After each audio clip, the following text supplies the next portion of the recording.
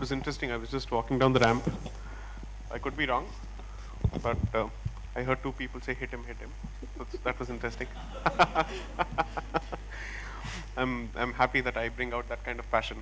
At least I bring out some interest in taking part in action as opposed to being armchair critics. Good.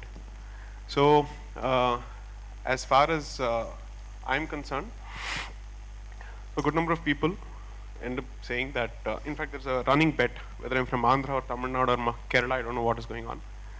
I'm a Tamilian from Hyderabad for all practical purposes, who loves Telugu more than he loves Tamil, and who understands the script, and who can read and write in Telugu, and certainly cannot read and write in Tamil. That's a fact. Okay, there I've said it. Whoever is actually running this bet, I think I deserve at least 20% of the cut. Okay. Now coming to the question of why did I take up law? In fact, I should answer the question of why did I take up engineering in the first place? So I think that was more, I don't think there was a question of any family pressure or anything. But if you come from a low middle class family, there are very few options on the table, and the first thing that you're looking at is the return on investment the moment you take up a certain profession. Beyond that, you're not looking at anything else.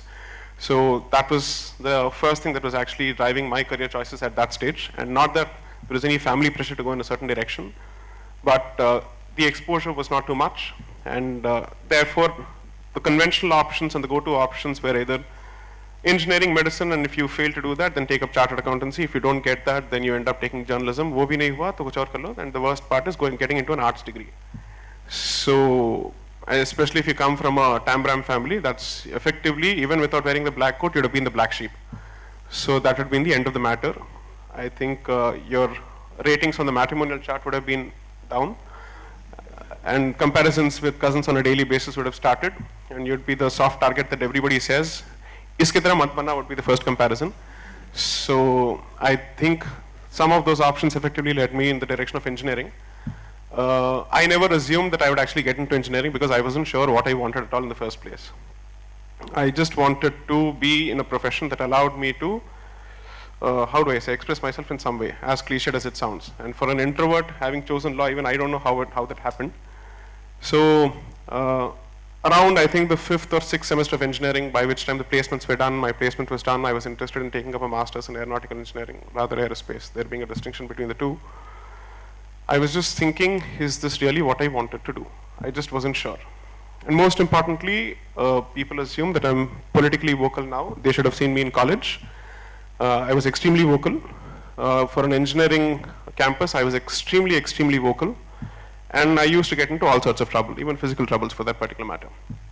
So hit him, I've faced it, I've seen that, I've been there, I've done that, okay? So as far as I was concerned, I just wanted to make at least some kind of a contribution, even if it's a squirrel's contribution, to what I believed in, and what I continue to believe in, what I believe I will continue to believe in for the rest of my life, and I will never compromise on that. So I wasn't sure of what is the route to adopt to contribute to what I believed in terms of the vision that I think this country must have.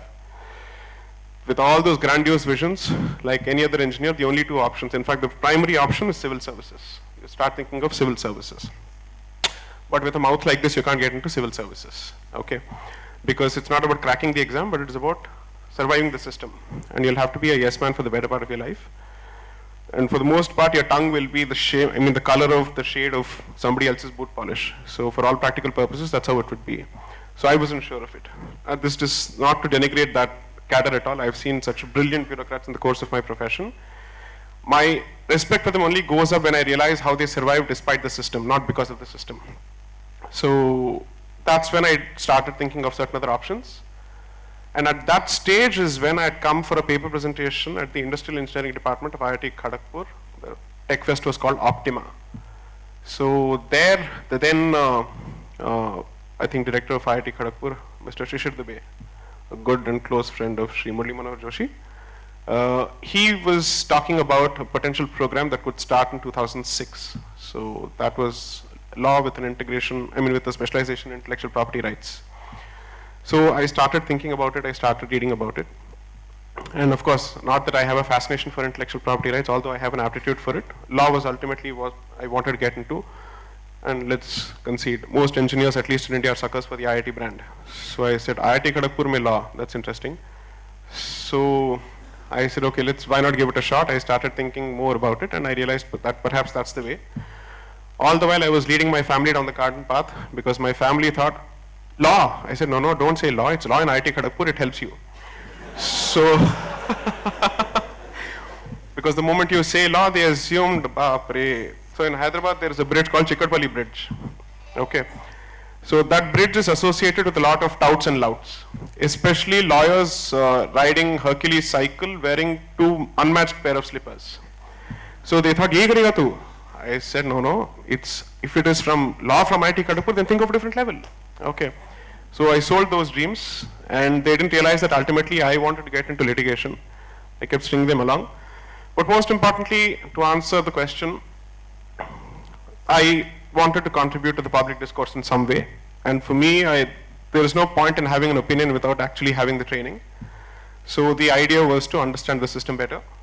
And understanding the legal architecture gives you a ringside view of how the system works and who are the dramatis personae.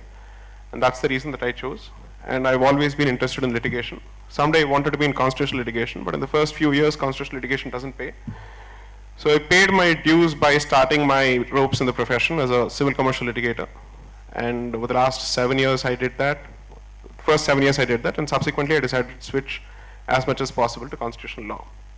So the true potential of this profession, the Vishwaroop of this profession, and what it can actually present by way of options, the kind of windows, doors, and avenues and vistas it opens up, is something that I was truly fascinated by. And that's the reason I made the choice. And I can confidently say I didn't do that because I was a failed engineer. I think I was a decent engineer, if not a great engineer.